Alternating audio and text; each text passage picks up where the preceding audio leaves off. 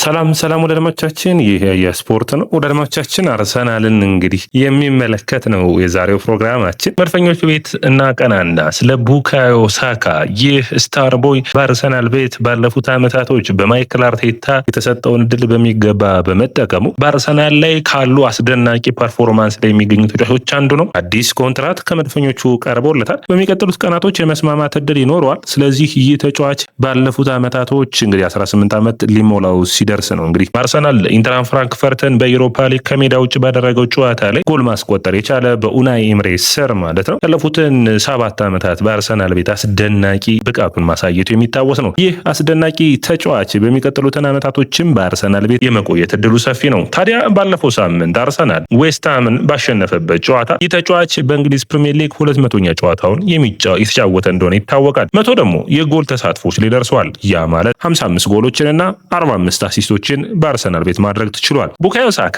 አርሰናል፣ ቴሪ ዳንኤል ሄንሪ፣ ማይክል አርቴታ ሌሎችም ስለ ቡካዮ ሳካ ምን አስተያየቶችን ሰጡ? የቡካዮ ሳካ አቅም በሚቀጥሉት ዓመታቶች ምን የመድረስ እድል ይኖረዋል? እውነት ቡካዮ ሳካ ባላንዶርን የማሸነፍ አቅም ያለው ተጫዋች ነው ወይ? ያ ማለት ግን አርሰናል በሚያሸንፋቸው ዋንጫዎች ላይ የእሱ ተሳትፎ የሚያስፈልግ ነው የሚሆነው። ያለፉትን ዓመታቶች አርሰናል በተከታታይ 3 ጊዜ በእንግሊዝ ፕሪሚየር ሊግ 2ኛ ሲያጠናቅቅ፣ አምና በሁለት ውድድሮች ግማሽ ፍጻሜ ላይ ሲሰናበት፣ በካራቦ ካፑ በኒውካስትል ማለት ነው በሜዳውና ከሜዳው ውጭ ተሸንፎ፣ እንዲሁም ደግሞ የፓሪስ ሰን ጀርመኑ ሽንፈት የሚረሳ አይደለም ወደ ቻምፒዮንስ ሊጉ የፍጻሜ ጨዋታ ለማቅናት ሲሞክሩ። አጠቃላይ አርሰናል ዘንድሮ ውድድር ዓመት ዋንጫዎችን ማሸነፍ የሚችል ከሆነ ቡካዮ ሳካ ባለው አቅም በሚቀጥሉት ዓመታቶች አርሰናል ላይ ምን አይነት ለውጦችን ያመጣል? እነዚህንና ሌሎች ተጨማሪ መረጃዎችን ስለ ቡካዮ ሳካ አሰባስቤ ወደ እናንተ ተመልሼ መጥቻለሁ። ወደ አድማጮቻችን ጋያ ስፖርትን ላይክ፣ ሼር፣ ኮሜንት፣ ሰብስክራይብ ማድረጋችሁን አትርሱ። የእናንተ ላይክ፣ ሼር፣ ኮሜንት፣ ሰብስክራይብ ብዙዎቹ ጋር እንድንደርስ የሚያግዘን የሚሆነው። እንግዲህ ቡካዮ ሳካን ስናስብ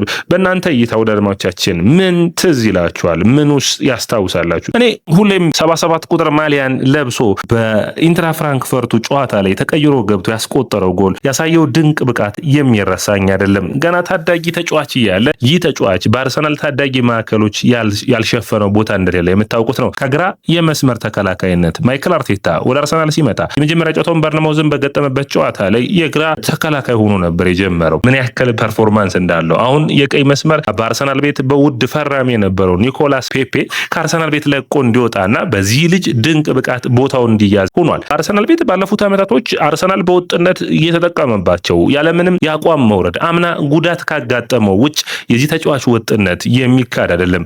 ነገር ግን የዚህ ተጫዋች ክህሎት በአርሰናል ቤት ብቻ አይደለም። በእንግሊዝ ብሔራዊ ቡድን 2 ጊዜ ለፍጻሜ የአውሮፓ ዋንጫ ላይ ለፍጻሜ አድርሰዋል። በዓለም ዋንጫ ግማሽ ፍጻሜ ላይ መድረሱ የሚታወቅ ነው። የዓመት ደግሞ የሚጠበቅ ነው አንዱ ለእንግሊዝ ብሔራዊ ቡድን ከነዛ ምርጥና ወሳኝ ተጫዋቾች ውስጥ አንዱ ቡካዮ ሳካ ይሆናል ተብሎ ይጠበቃል። ቡካዮ ሳካ በዓለም ላይ ካለው ምርጥ የቀኝ መስመር ተጫዋቾች ውስጥ አንዱ ነው። እንግዲህ በእንግሊዝ ፕሪሚየር ሊግ እንኳን ብናወዳድረው በሱ ቦታ ላይ ካሉ ተጫዋቾች ከነ መሐመድ ሳላ ጋር መፎካከር የሚችል ነው። በዓለም ላይ ያሉት ብዙዎቹ ክለቦች ይህንን ተጫዋች ለማስፈረም ይፈልጋሉ፣ እንደ ሪያል ማድሪድ ያሉ ቡድኖች። ነገር ግን ይህ ተጫዋች ለአርሰናል ታማኝነቱ ከፍ ያለ ነው። አንዳንድ የአርሰናል ደጋፊዎች ቡካዮ ሳካን በሚመለከት ስካይ ስፖርት በአመቱ መጀመሪያ አካባቢ ቃለምልልሶችን አድርጎ ነበር። አርሰናል ዋንጫ ከሚበላና ቡካዮ ሳካ ከሚለቅ። ውድ አድማጮቻችን ብዙዎቹ የአርሰናል ደጋፊዎች ያሉት ዋንጫው ይለፈን፣ ቡካዮ ሳካ እዚህ ቢቆይ 2 እና 3 ዋንጫዎችን ከሱ ጋር ማሸነፍ የምንችል ነው በማለት የአርሰናል ደጋፊዎች ደስታቸውን ፍላጎታቸውን የሚገልጹለት ነው። ቡካዮ ሳካ አስደናቂ የሆነ በጨዋታ ውስጥ የማይጠፋ ሁሌም በወጥነት የሆነ ነገርን ቡድኑ ላይ ለማምጣት የሚሞክር ተጫዋች ነው። ገና በ24 ዓመቱ ከ29 ቀናት 100 የጎል ተሳትፎዎች ላይ በዌስትሃሙ ጨዋታ ደርሷል። ይህንን ተከትሎ ቴሪ ሄንሪ በዚህ ጨዋታ ላይ በዚህ ተጫዋች ላይ ያለውን እምነት በሚገባ መግለጽ ችሏል። ባለፉት 200 ጨዋታዎች ለአርሰናል አስደናቂ ፐርፎርማንሱን ያሳየው ቡካዮ ሳካ በአርሰናል ቤት ከወጣበት ወይም ጥሩ ፐርፎርማንስ ካሳየበት ከ2021 የውድድር ዓመት አንስተን ብናየው እንኳን አስደናቂ ብቃቱን ያሳየ ነው። እንግዲህ 55 ጎሎችንና 45 አሲስቶችን ሲያደርግ ፔናልቲና ኮርናዎች አሉ። ፔናልቲ 12 ፔናልቲዎችን ማስቆጠር ችሏል። 10 የኮርና የሚሆኑ ኳሶችን ደግሞ ቡድን አጋሮቹ ማቃበል ችሏል። በአጠቃላይ ከ100 ጎሎቹ 22ቶቹ ከቋሙ ኳሶች የተገኙ ናቸው። ሌሎቹ ግን በአስደናቂ ብቃት ነው። ከፔናልቲ አንድ ፔናልቲ በእንግሊዝ ፕሪሚየር ሊግ ላይ መሳት ችሏል። ያም የምታስታውሱት ዌስትሃሙ ጨዋታ ነው። አርሰናል ከ2 ዓመታት በፊት በእንግሊዝ ፕሪሚየር ሊግ ለዋንጫ በሚፎካከርበት ጊዜ አርሰናል በለንደን ስታዲየም ዌስትሃምን በገጠመበት ጨዋታ ላይ ቡካዮ ሳካ አርሰናል 2-0 የመጀመሪያውን አጋማሽ አጠናቀቀ። በሁለተኛው አጋማሽ 2-1 ከሆኑ በኋላ 3-1 የሚያደርገውን እድል አጋጣሚ አግኝቶ 3-1 አርሰናል እንዲያሸንፍ ማድረግ ይችል ነበር። ያን ፍጹም ቅጣት ምት ሳተ። ማንቸስተር ሲቲ ያንን ዓመት በአርሰናልን በዋንጫ በመብለጥና ዋንጫውን ማሸነፍ ቻለ። ነገር ግን ያ የሱ ስህተት ብቻ እንዳልሆነ ይታወቃል። ነገር ግን ቡካዮ ሳካ በሚቀጥሉት ዓመታቶች ሁሉ አርሰናልን ማገዝ ይፈልጋል። እንግዲህ ከመቶ የጎል ተሳትፎዎች ውስጥ በምናይበት ጊዜ ቡካዮ ሳካ የሚቀናው ዌስትሃም ላይ ማስቆጠር ነው። ዌስትሃም ላይ 5 ጎሎችንና እንዲሁም 4 አሲስቶችን በማድረግ በ9 የጎል ተሳትፎዎች ላይ ያደረገው አስደናቂ ብቃት ነው። ሁለተኛው የሚነሳው የሳውዛምፕተን ነው። ሳውዛምፕተን ላይ 8 የጎል ተሳትፎችን አድርጓል። 3 ጎልና 5 አሲስቶችን። ቶተንሃም ሆትስፐር ቀንደኛው የለንደን ተፎካካሪው ቡድን ላይ ደግሞ 3 ጎሎችና 3 አሲስቶችን ማድረጉ የሚታወቅ ነው። ነገር ግን ቡካዮ ሳካ ትንንሽ ቡድኖች ላይ ብቻ የሚያተኩር አይደለም። ቡካዮ ሳካ በትልልቅ ቡድኖች ላይ በትልልቅ ጨዋታዎች ላይ መታየት የሚችል አስደናቂ ተጫዋች ነው። ቢግ ሲክስ ምንላቸው በተለምዶ ትልልቆቹ 6ቱ ቡድኖች ላይ ካያችሁት ቸልሲና ማንቸስተር ዩናይትድ ላይ 5 የጎል ተሳትፎ አለው። ሊቨርፑል ላይ 4፣ ማንቸስተር ሲቲ ላይ 3 የጎል ተሳትፎ ያለው አስደናቂው ቡካዮ ሳካ እንግዲህ በሚቀጥሉት ዓመታቶች አርሰናል ቤት ይቆያል ተብሎ የሚጠበቅ ነው የሚሆነው። ሌላኛው መረጃችን የሚሆነው ወዳጆቻችን ይህ ተጫዋች እንግዲህ ጎሎችንም አሲስቶችንም በሚያደርግበት ጊዜ ምን ይለየዋል ካላችሁኝ ቁጥሮቹ ሊያንሱባችሁ ይችላሉ። ነገር ግን የመጀመሪያ ጎሎችን ማስቆጠር አንዳንድ ጎሎች ከሌሎች ጎሎች ይለያሉ። ለምሳሌ 1-0 ስትመራና 3ኛው ጎል ሲቆጠር 2ኛው ጎል ሲቆጠር 5ኛ ጎል ስታስቆጠር እነዚህ በጣም ልዩነት አላቸው። አቻ የሚያደርጉ ማሸነፊያ የሚሆኑ የመጀመሪያ ጎል የሚሆኑ ደረጃቸው ከጎሎች ሁሉ ምርጦቹ ናቸው። የጨዋታን ነጥብም እንዲሁ ውጤትም የሚያስቀይሩ ናቸው። ቡካዮ ሳካ ካስቆጠራቸው 55 ጎሎች ውስጥ እንግዲህ በሚታይበት ጊዜ 29ኞቹ ጨዋታ ቀያሪ ናቸው። 53% ማለት ነው። ይህም በአርሰናል 5ኛ የሚያደርገው ይሆናል። ከነዛ ውጭ እንግዲህ አንዱ የሚነሳው ፒየር-ኤመሪክ ኦባሜያንግ ነው። ኦባሜያንግ ወደ 63% ነው ተጽዕኖ የሚኖረው። አጠቃላይ አርሰናል ከቡካዮ ሳካ ብዙ ነገሮችን የሚጠብቅ ነው የሚሆኑት። ጎሎቹ በተለያየ አይነት መልኩ የሚያስቆጥራቸው ናቸው። አሁን ቡካዮ ሳካን ለሁለት ተጫዋቾች ማቆም በአርሰናልን እንደማቆም የሚቆጠር ነው። ቡካዮ ሳካ የአርሰናል ማምለጫ መንገድ እንደሆነ ሁሉ ይታያል። እንግዲህ በአጠቃላይ ቡካዮ ሳካ 55 ጎሎችን ሲያስቆጥር 43ቱን ከነፃ የመጫወቻ ወይም ከኦፕን ፕሌይ የምንለው ሲሆን ፔናልቲ ደግሞ 12ቶቹ ናቸው ያስቆጠራቸው። እነዛ ውስጥ በግራው 40ዎቹን ሲያስቆጥር በቀኙ 12ቶቹን ጭንቅላቱ ደግሞ 3 ጎሎችን ማስቆጠር ችሏል። በተለይ ተጫዋች ምን የተለየ ነገር አለው? ምን የተለየ ብቃት አለው ካላችሁኝ ስፔሱን የሚያገኝበት መንገድ፣ በፍጥነት ስፔሶችን የሚሸፍንበት መንገድ በጣም የተለየ ነው። ለምሳሌ በሊድሱ ጨዋታ 2 ጊዜ በተከታታይ በቀኝ እግሩ የበረኛው ሩፍ የሚለው ወይም ጣሪያው ላይ ያስቆጠረበት መንገድ የሚደነቅ ፐርፎርማንስ ሆኖ መነሳት የሚጠበቅበት ነው። አርሰናል ጎል ካስቆጠረ የዚህ ተጫዋች ምርጥ ክህሎት ሁሌም አለ።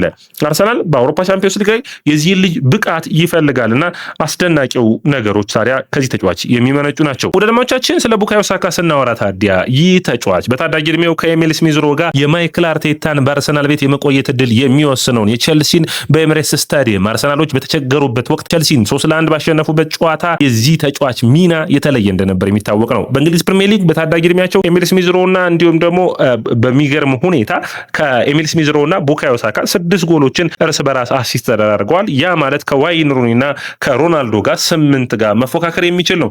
የቡካዮ ሳካ በአርሰናል ቤት ያለው ሚና እንደ ትንሽ የሚነሳ አይደለም። ምክንያቱም ካላችሁኝ በጣም ድንቅ የሆነ ክህሎት ያለው ነው። ለምሳሌ ለአርሰናል ተጫዋቾች ብዙ አሲስት ያደረገለት ለማርቲኔሊ ነው። 7 ኳሶችን አሲስት አድርጓል። ለገብርኤል ማጋሌስ 6፣ ለትሮሳርድና እንዲሁም ደግሞ ለሃቨርትዝ 5 ኳሶችን አሲስት ማድረግ ችሏል።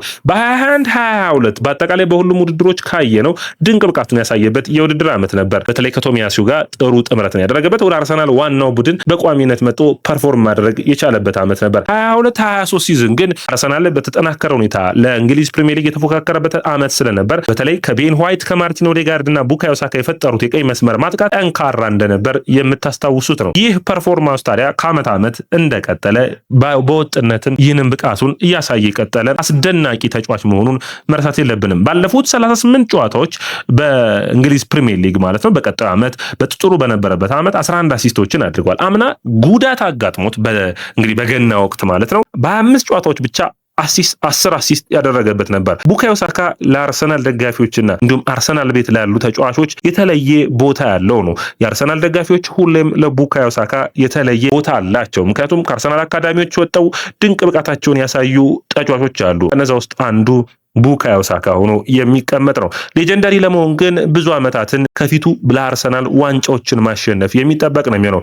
አርሰናል በኮንትራቱን በማደሱ ረገድ በብዙ ተጫዋቾች ላይ ስኬታማ ሆኗል። ዊሊያም ሳሊባ ትልቁ ተጠባቂው ወደ ሪያል ማድሪድ ያቀና ተብሎ የሚጠበቀው በአርሰናል ቤት ኮንትራቱን አድሷል። ሌላኛው ገብርኤል ማጋሌሽ ነው። ሌሎችንም መጥራት የሚቻል ነው። ኖዋነሪና ስካሊም የቡካዮ ሳካ ተከታይ ሆኗል። ማክስ ዳውንማን የሚቀጥለው ይሆናል።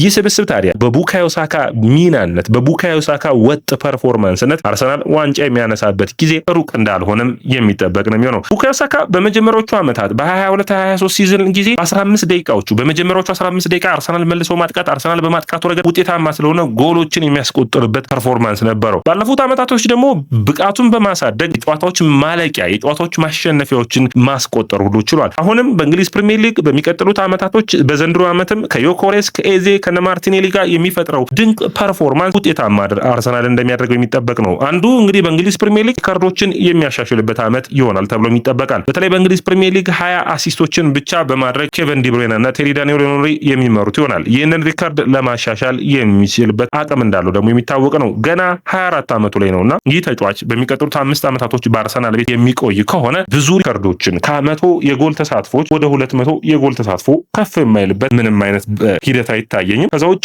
ቡካዮ ሳካ በብቃቱ ረገድ አሁን ምርጥ ፐርፎርማንሱን የሚያሳይባቸው ዓመታቶች ናቸው። በመጀመሪያ ጥያቄን ወደ አነሳሁበት ነጥብ አቅርቤ ልጨርስ።